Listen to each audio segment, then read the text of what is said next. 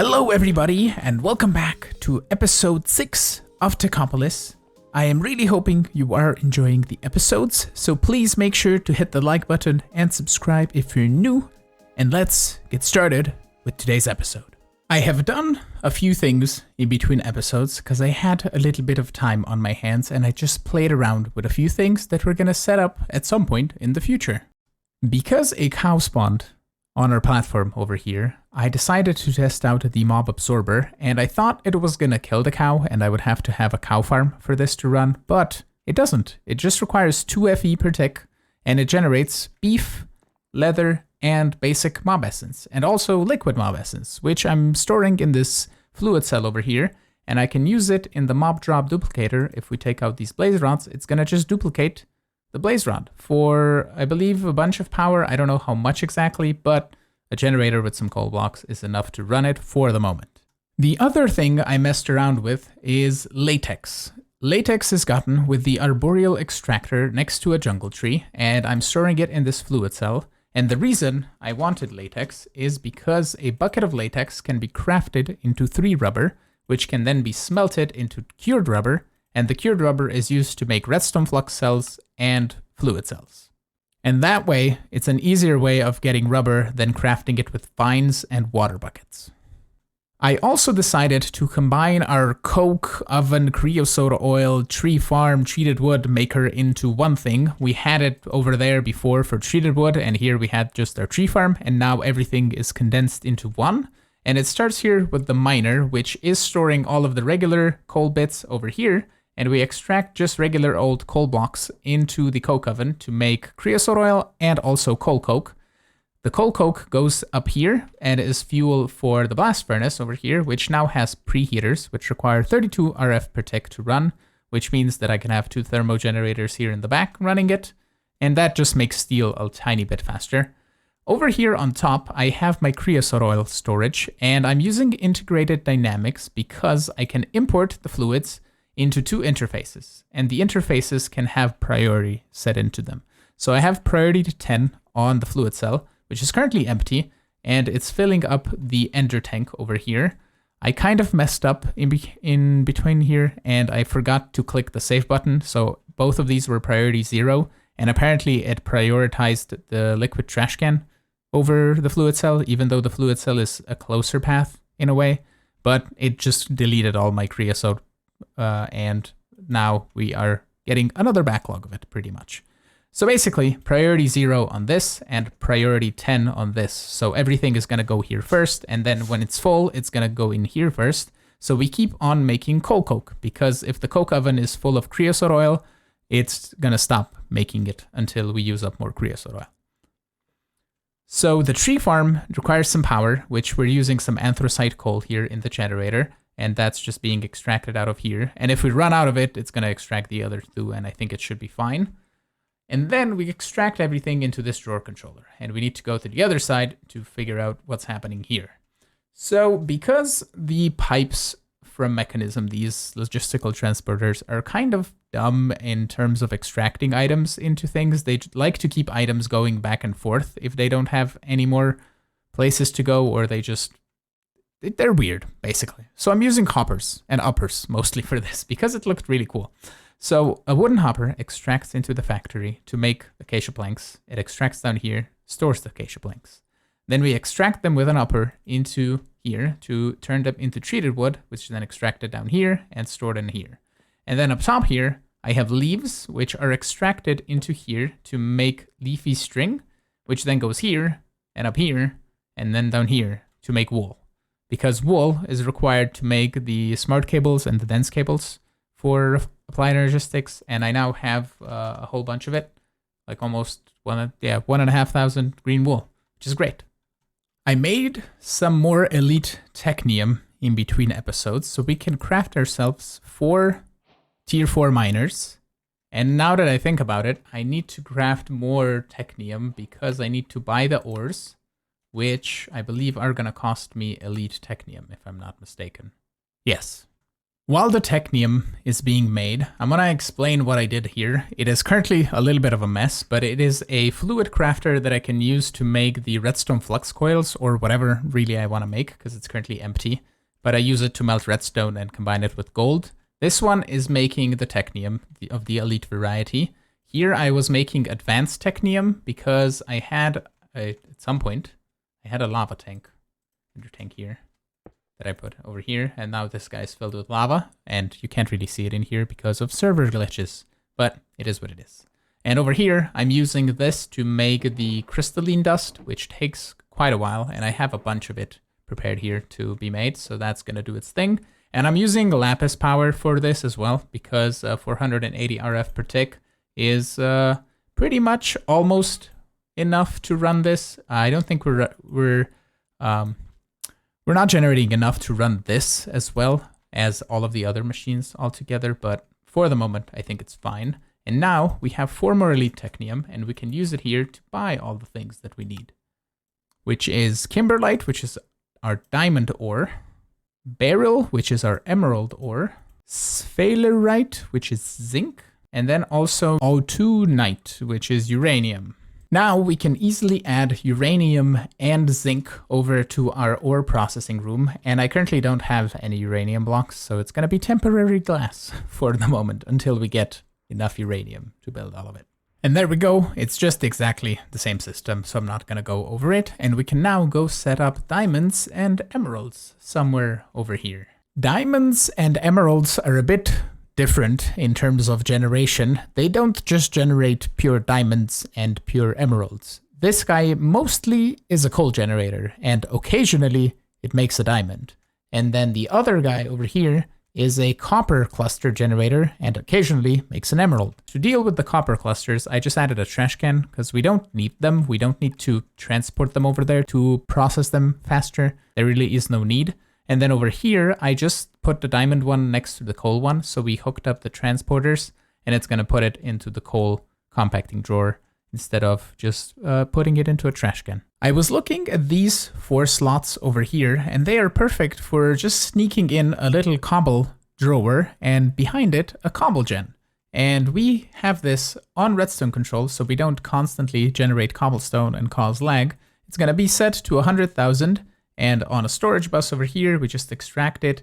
And currently I'm just emptying the cobble drawer that I had before with the fast hopper, which is the fastest extraction that I have so far. So that's going to be cobble over here. And then over here, we're going to have some stone, which we can generate directly with the stone miner, I believe. So if I grab a couple stacks of stone here, and down here, we can possibly somewhere set it up wherever we have a 5x5 space. I think here will work. We are a little bit tight for space over here, so I snuck in another thermo generator down here on the bottom that is powering our stone miner, and I put in some stone miner upgrades, and these stack up to 8, so that increases the speed of stone generation. And I just have a storage bus here on the side hooked up to the cables, and that should see stone in the system, like that. On this other side, I want to set up a sandstone generator, which is generally going to generate us sand, which we can then smelt into glass.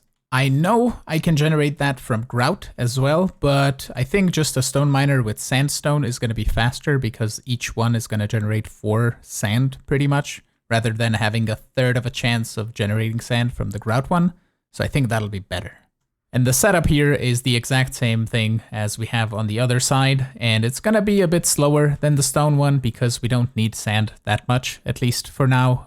We can upgrade it later once we have basic technium automated to make more stone miner upgrades.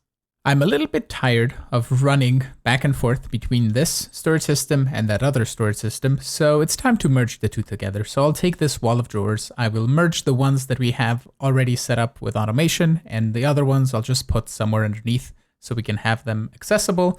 And slowly but surely we can hopefully transition out of this temporary island and eventually tear it down all the way. I managed to move all the drawers, and this is now their temporary spot over here below, and we're going to remove them as we automate all of the items that are in here, and we don't need to store them in drawers down here anymore. I also remembered that now that we have diamonds, we can make mega torches, which I have one right here, and we can put it right here in the middle because it's going to be nice and hidden and centralized, like so.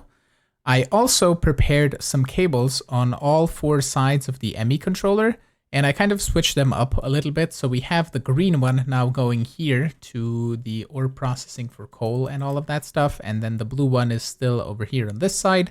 And then we have orange and red, and eventually we can have some on the top and some on the bottom if we ever need them, or if we need that many at all. We'll see. And I also decided to move the cables up a little bit because it's a little bit cleaner that way rather than having them run in the middle of the base. And I kind of removed the stairs that I had here before and replaced them with some elevators, which I think is a little bit better. The elevators we can recolor. They're currently green because I have a green wall and that makes green elevators, and I wasn't bothered enough to recolor them just yet. And here in the middle, I decided to change up the blocks a little bit so it's a little bit of a different color so we don't have jasper everywhere else.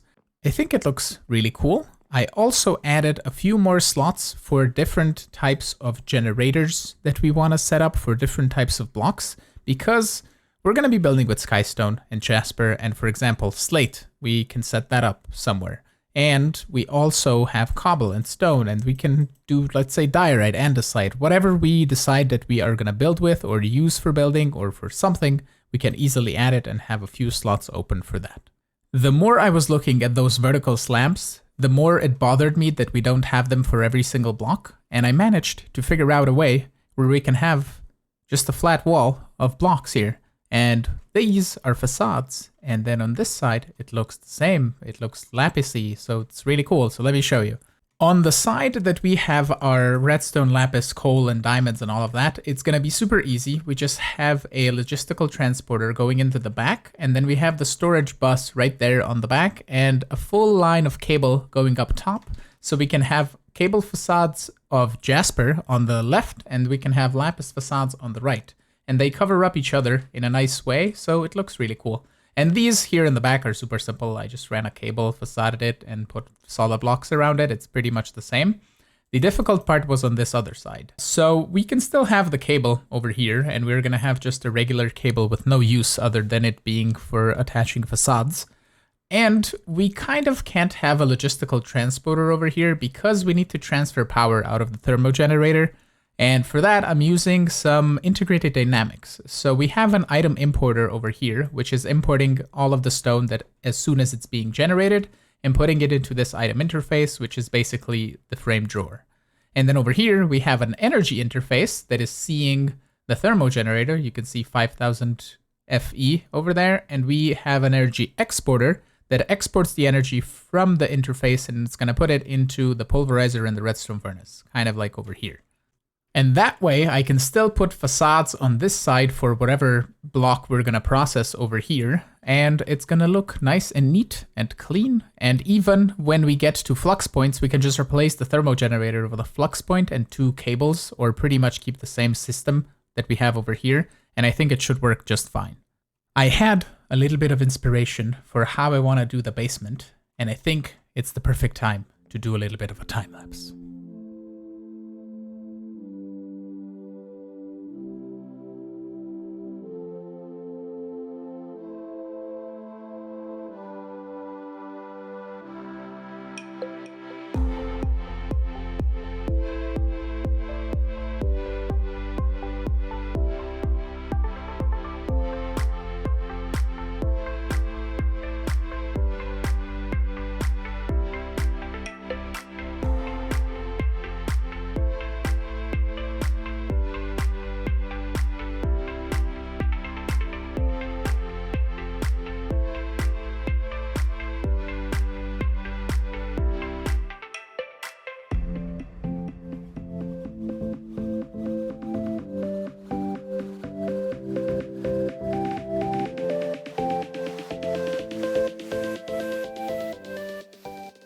I know how we're going to expand the base a little bit. We're going to add a second floor over here where we're going to have some treated wood plank processing, some grout processing, and also on this side I'm going to add some seared brick smelting.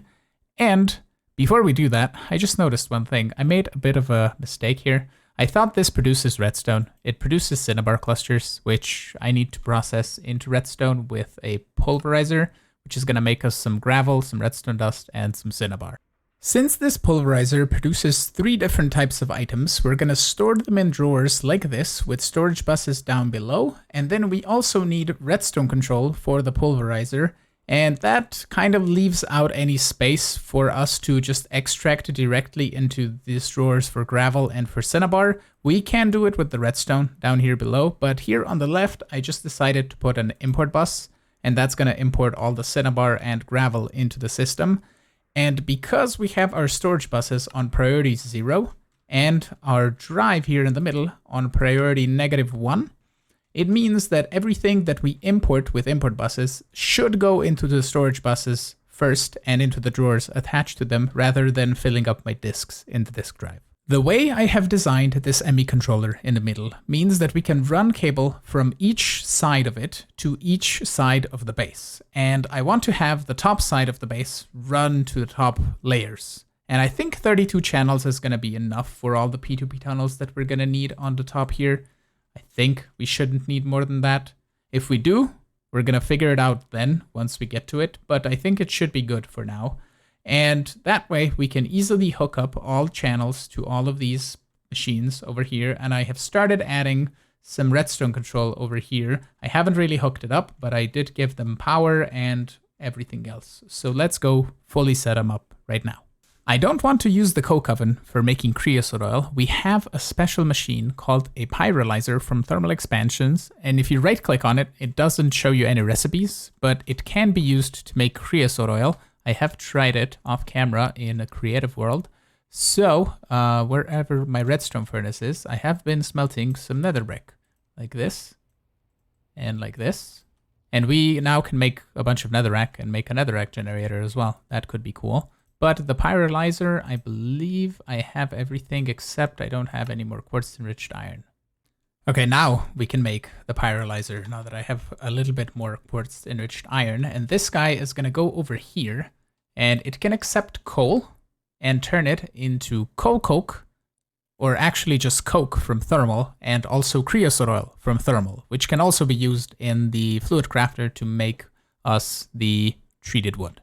And there we go. It's a simple solution to get ourselves some creosote oil. We are just exporting some coal into here. This guy then pulls it, converts it into creosote oil and some coke and tar. And you might be wondering, where does the coke and tar go? There's no trash can. There's no export out the back. Oh, hello. There's a drawer. So basically, they go here and they're going to get voided once the drawer fills up. And I don't think we're going to really need them for anything. So they're just going to stay here forever. We don't really need to hook it up to the storage system as well.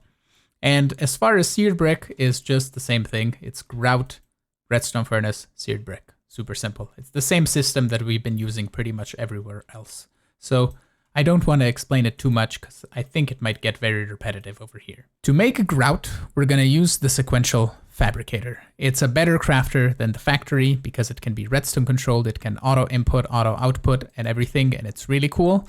And it's not very smart in how many items it can store. That way I don't want to have drawers on either side and him pulling the items automatically, because what happened is just the entire thing was filled with gravel or sand or something, and it's really wonky. So we're going to use XNet and we're going to control it so it's going to keep only a stack of each of the items in the system here. And then we can turn it off with the level emitter here on the side with 2000 grout. And we have some storage buses so we can see the gravel, the clay, and the sand in the system as well. In the back here, we just have a XNet controller that has an extract on each of the frame drawers up top, and then an insert set to 64 of the items in the inventory. So it's going to extract only a stack of sand, gravel, and clay and keep it inside of the sequential fabricator. The power is, again, thermo generators. This guy's touching it. That guy's touching it, so they both have power, and I think it's very neat and very simple. Also, the cool part about XNet is you can shift right click the facade, and then you can, I think, sneak right click it. Why is it not working? Facade is now mimicking the thing. Ah, there we go. Okay, whew, I thought it didn't work for a moment. Okay, but it does. So we can hide it as well like we do our applied logistics cables. And sadly, I am all out of time to record today's episode, so with that, I want to thank you all so much for watching. I'm really hoping you enjoyed it. If you did, make sure to smash the like button. You can also subscribe to get notified of when new videos go live. And also, you can support me on Patreon as well if you want. And I will see you all in the next episode. Have a good one. Bye-bye.